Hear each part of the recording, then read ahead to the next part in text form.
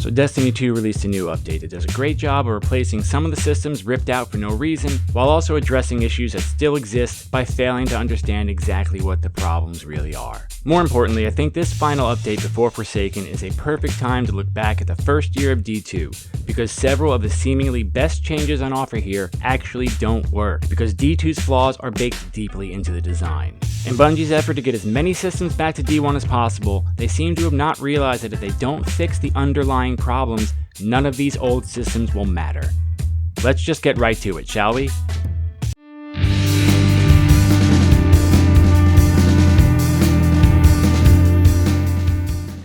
So first off, there are a couple of changes in the way that gear is acquired during events that take us closer to the perfectly functional system that existed in D1, but unfortunately didn't conform to Bungie's vision of D2. That vision being this. Starting this week, 10 months after the launch of the game, the Iron Banner and faction vendors will sell armor directly for legendary shards and tokens. Now, this change, while unforgivably late, is still welcome. But it's an interesting way to shine a light on Bungie's design of D2 and where things went wrong. It perfectly illustrates the problems that arise when dealing with complex game systems that are layered one atop the other, because changing one thing means other things need to be changed. Destiny 1 had faction NPCs, whose reputation you could level up by doing any number of things. Bounties, patrols, strikes, whatever. When you pledge to a faction, you can turn in any of the materials or currencies to that faction and level up your reputation with them. After achieving certain ranks, their inventories became available to you, and at rank 50, you could do a quest to get the only exotic class items in the game. Now, these unfortunately didn't have any real gameplay function, but they were a fun prestige item, and it was just cool to see 2 exotic armor pieces on at a time. These NPCs were, in actuality, vendors. They had a full stock of weapons and armor, and with every DLC or major update, their entire inventory rotated with all new weapons and armor. Not new armor ornaments, all new armor, and not one weapon per reset, all new weapons. The vendors served a very important role, because when the game had random rolls and a ton of perks, unlike now, there were a tremendous amount of possible rolls in each weapon. The vendors allowed Bungie to occasionally release a god-rolled weapon out into the wild that every player could realistically obtain. Probably the best example of this is the Dead Orbit Hung Jury during the Taken King that became the staple legendary primary for most serious PvE players. Fast forward to D2, and the faction vendors only show up for a week every month, and no longer feature an entirely new set of armor and weapons with each major update. They have one set of armor with hilariously minor ornaments available for each season. Seriously, we went from ornaments like this to ornaments like this. They also do not feature an entire set of weapons with each new content drop. Outside of the laziness on display in their loot tables, the other big change to faction NPCs was you can no longer simply buy items from them. Instead, you had to grind public events and lost sectors to get tokens that you then pumped into the vendor and hoped you got the item you wanted. There's one reason this change was implemented: to artificially hide the now anemic loot pool. With random rolls, there were a nearly infinite amount of weapons in Destiny. Every time you leveled up and got a reputation bundle, you didn't know what you'd receive. With random and powerful perks available on both weapons and armor, they gave you a reason to keep getting bundles from the vendor. Because while you may already have acquired 11 of the new Monarchy auto rifles, you might not have gotten a really good one. But with static rolls, it's obvious what the problem is. Once you've got the Dead Orbit Scout Rifle, you've got the Dead Orbit Scout Rifle. Allow the player to simply buy what he wants, and that's it. There is zero reason to keep playing. Now, let's leave aside just how fucking insane it was to make this change and realize something. Bungie was fully aware of what a problem this was and had to create a deeply unfun system of total RNG vendors to cover up just how much content ditching random rolls removed. It's a perfect example of something we're going to be saying over and over in this video. Destiny 1, like all games, is a complex web of gameplay systems. Each system lays on top of another system, and one change can have cascading effects all throughout the design. So now Iron Banner and faction vendors finally sell their armor. I assume this change was finally made because Bungie, in an effort to add some goals back into the game, decided to lock faction armor ornaments behind tasks that need to be completed while wearing the full armor set. By the way, Bungie, can it please be 4 pieces of armor? The game already suffers from not enough cool shit. Forcing me to spend 30 hours in a week not using exotic armor is fucking annoying and insane. How did nobody figure out that sucks? Anyway, guess what? This now reverts to the original problem Bungie was addressing by not making the vendors actual vendors. Because now you can simply buy the entire stock in one go and you're done. All of these things tie back together. There are no random rolls on guns and no perks on armor. So now you've got to figure out a way to slow players from getting all those pieces. So you change vendors to only appear once a month and you put their entire stock into a slot machine. But that's insanely unfun and deeply frustrating when the player gets 9 class items and no helmet only to have the vendor disappear, meaning I now cannot unlock the season's ornaments. So, then you change the vendors back to vendors and let the players buy the armor. But now, I've bought all the armor in one sitting and there's nothing left to drive me to level up a vendor. A huge portion of Destiny's current season economy in general hinged on random rolled weapons and armor. It was the entire reason a player could keep leveling up a vendor and feel good about it. Once you took that away, you effectively neutered and destroyed a part of the game that players had spent 3 years with, and left them with a slot machine instead. In what will become a recurring theme in this video, Bungie has walked back one of those changes, but hasn't yet addressed the underlying issues that drove them to make the change in the first place. So, faction vendors remain basically pointless aside from the catalyst they are carrying. Faction rally changes. I don't know why, but it seems like I'm leveling up faster this time. It could be that I've gotten so efficient at the mindless, boring fucking farm that is the faction rally, but it also seems like the game just throws 5 tokens at me every so often for no apparent reason. I don't remember getting 5 tokens for completing a public event, but that seems to be happening now. I don't know. Seems to be going faster, but I can't find anything firm about whether that's actually true or just feels true. I do know it took me 2 rallies to get the Graviton Catalyst and 3 days to get the Sunshot Catalyst, so let me know if you've noticed that in the comments. But aside from all that, I still haven't talked yet about the new Renown system in the faction rallies. One of the things I wanted for D2 was an event like the Iron Banner but for PvE. So in a way, Faction Rally is something I was asking for. But the implementation here is deeply disappointing. Public events and Lost Sector farming was so bland and boring that the player base quickly tired of it. Bungie, realizing they had to add some spice into this total failure of an event, decided there had to be at least something resembling gameplay variety that sets this apart from all the other public events you do. It took them many months to arrive at a system, and thus the Renown system. Now, I am all for having a more difficult solo PvE event, and just grinding the absurdly easy Lost Sectors after doing public events you do anyway sucked. But once again, the kind of difficulty on offer is so disappointing and uncreative. First off, the idea of losing renown if you die is solid. We needed a solo activity with some stakes. Unfortunately, added on top of that, slowing health regen literally to a crawl is the most fucking boring, obnoxious, lazy kind of difficulty it is possible to add. You leave the player with 2 choices. Use the Crimson Hand Cannon, and only the Crimson Hand Cannon, or every single time you take damage, run behind a rock for 20 seconds. Watch this. You're all probably using the Crimson, so I want to show you exactly how fucking ridiculous the health regen thing is. Check it out.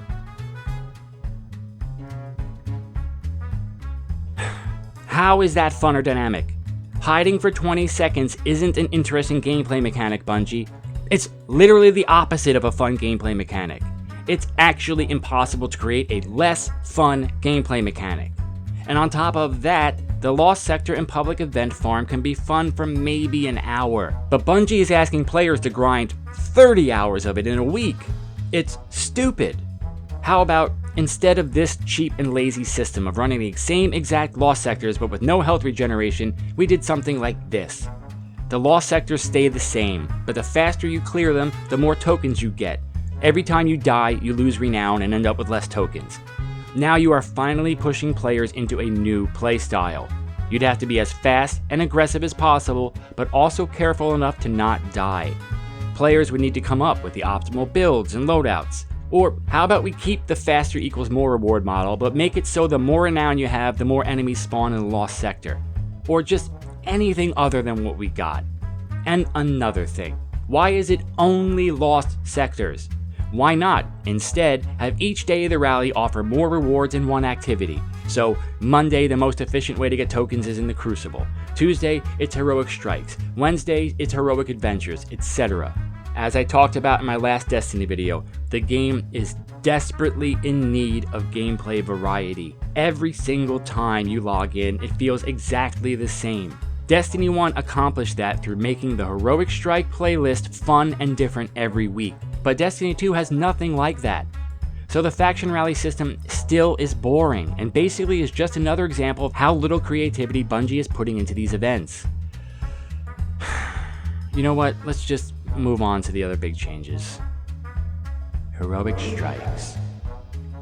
A week and a half ago, I did a nearly 40-minute video on just how fucking terrible D2 Heroic Strikes are. I went back and played D1 Heroic Strikes for a few days, and the difference is unbelievable.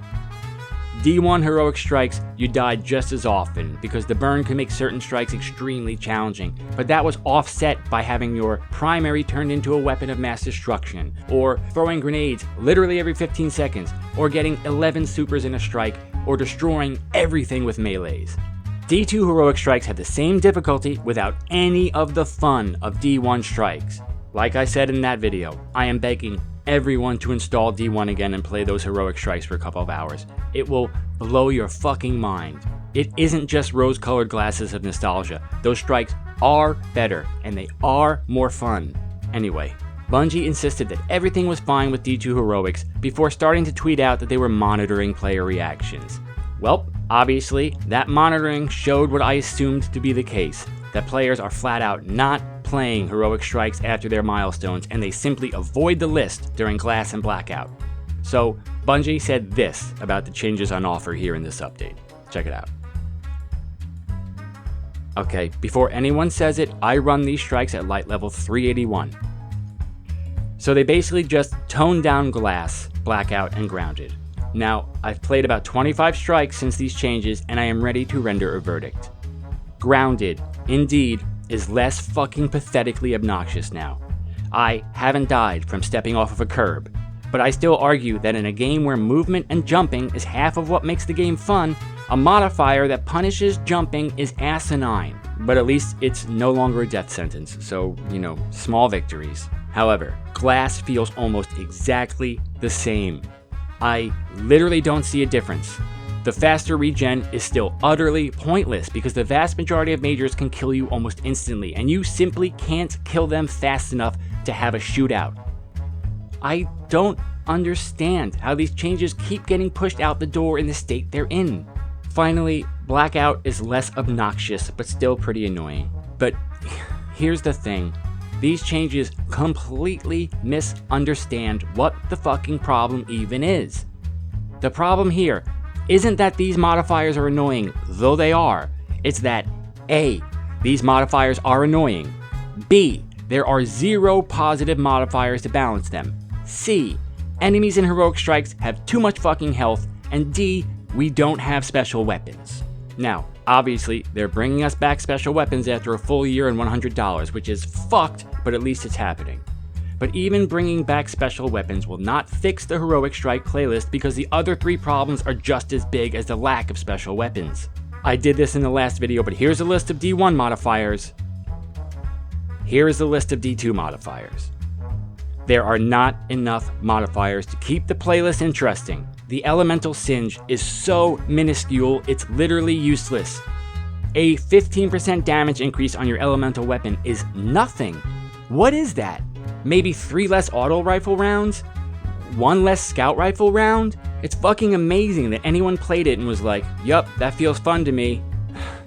The only time the singe is noticeable on the player's end is in very specific instances, like when it's Void Singe and you Tractor Cannon and Nova Bomb spawn melt a boss. Other than that, while the singe isn't noticeable for the player, when it combines with Glass, it is very noticeable for enemies. That same Void Singe mixed with Glass means instant death from Ogres or Acolyte Snipers. Arc Singe means night boomers can literally kill you before you can kill them with a rocket launcher. Bungie has these strikes tuned so that they are just jammed with annoying one-hit kills and bosses who can throw you over the edge of a map. And by the way, let's briefly acknowledge that. A commenter in the last video, whose name I'm going to put up on the screen right here, pointed this out in the comments of the Heroic Strikes video.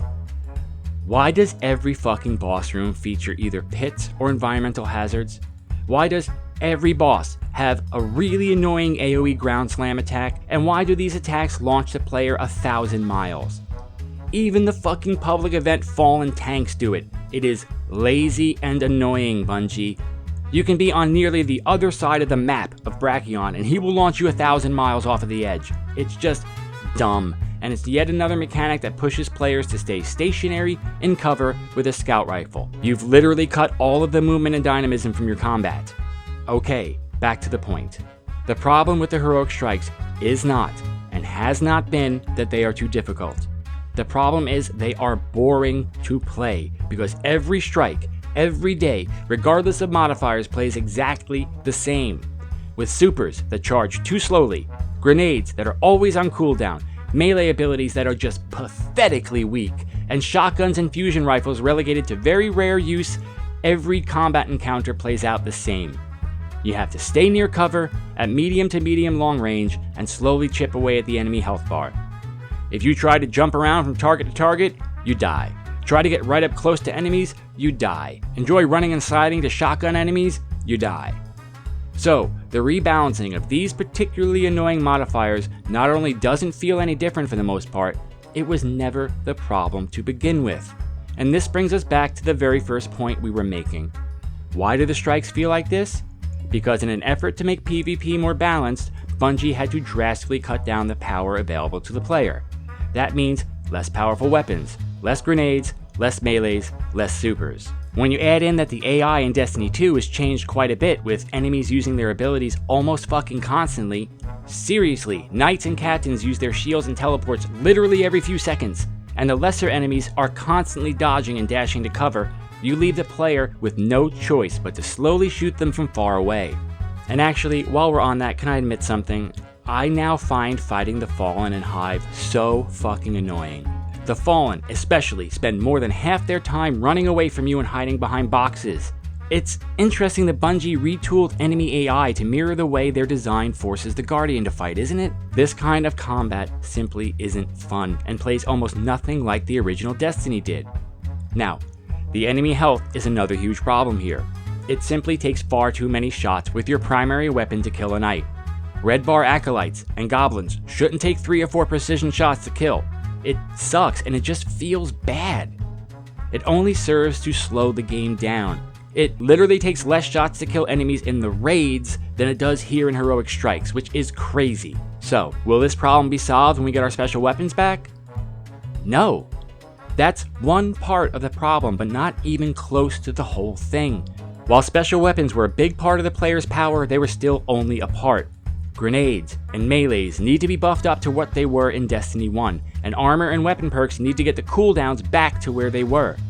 Bungie has 2 options if they want these strikes to be fun again. They need to drastically lower enemy health and damage, or they need to drastically increase the power of the player. Drastically weakening the enemies basically means you're just playing the regular strike playlist. So, instead of slowly, piecemeal, trying to fix one system at a time until it all works, Bungie would simply be better off just giving us back the Destiny 1 systems in whole. Let me get my grenade cooldowns back down to 20 seconds. Let me kill an acolyte with 1 charged melee. Let me use my super as often as I did in D1. What would that do to PvP? Honestly, I don't give a shit. I have only ever played Destiny PvP as a little diversion from the main game. But if they want to keep their precious sweaty PvP that nobody seems to like, how about simply reverting everything back to D1 and keeping one playlist where all cooldowns and weapon loadouts are kept like D2? They could call it something like, I don't know, competitive. Boom. Now everyone is happy. The 21 people who enjoy D2 PvP get to keep it, and the rest of us who vastly preferred the gameplay from Destiny 1 get that too.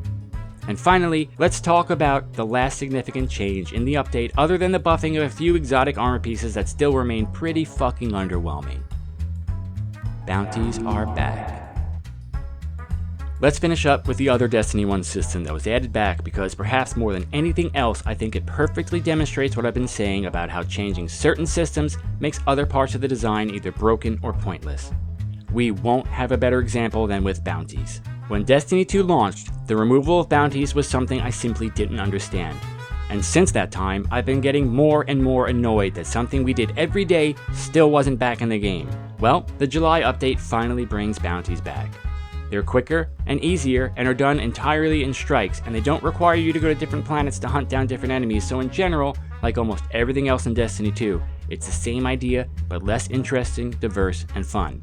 But that's not even what I wanted to touch on here, okay? The thing is, after finally getting bounties back and doing them for 2 days, I now realize why they weren't in the game. Because there's literally zero fucking reason to do them. Are you short on Zavala tokens? Because I am not. I've got Zavala maxed, and I have every item in his loot pool 40 times over. Bounties are the perfect example of how changing a few systems makes entire parts of the game pointless. In Destiny 1, there was a reason to gain XP. It wasn't just a way to make sure we stopped by the fucking Eververse store to get some fucking shaders every couple of days. No, we used XP to level up our weapons and armor. We used it to level up faction reputation. It was a system that drove us out into the world. Got a sweet new weapon with a good roll you want to try out? Well, now you'll need to level it up and unlock all the perks. And one of the best ways to do that was to grab a bunch of bounties and go from planet to planet completing them. Bounties and heroic strikes were the backbone of the gameplay loop in Destiny 1, but Bungie's entire design imperative for this game was simplicity and instant gratification. Weapons and exotics dropped like crazy, and they all dropped with the same roll and completely pre-leveled. Bungie decided that players were too stupid and lazy to understand and engage with the systems and economy they'd built in Destiny 1. They somehow decided that was the reason Destiny 1 got bad reviews and lost players. Not that the game had perhaps the worst narrative in video game history. Not that it was clearly half finished. Not that the DLC they sold was overpriced and disappointing, and that they then went entire years barely adding to the game. No, they seemingly decided the problem was that players were confused. And so, they removed all of the things that kept us playing. Once they took out random rolls, there's no reason to level up a weapon more than once. And if that's the case, it was pointless busy work to do it at all. And once there's no reason to level up weapons, there's no real reason to have XP. And once there's no real reason for XP, bounties were completely pointless. And on down the line. System after system became superfluous as a result of the core design imperatives of Destiny 2. It just didn't quite crystallize why the bounties were gone for me until now. I liked doing them in the first game, they weren't in this game, and I wanted them back. But now, I haven't done one since the second day, because, like so much else in the game, bounties are pointless when laid on top of these streamlined systems. It's another example of Bungie bringing back something from the first game, but without bringing back the more important bedrock systems that these things relied upon. This update, on the surface, gets us closer to a game that looks kind of like Destiny 1, but it's only on the surface. There are bounties, but none of the systems that make bounties necessary. There are heroic strikes, but none of the modifiers or gameplay hooks that made them worth playing.